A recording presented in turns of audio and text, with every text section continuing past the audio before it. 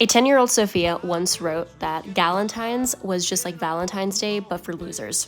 So she would be pretty disappointed to know that at 24 years old, I've never had a Valentine, and I was in fact prepping a cake to go to a Galentine's Day party. You see, the thing is, as I've gotten older, I've also stopped being as much of a hater, in some regards.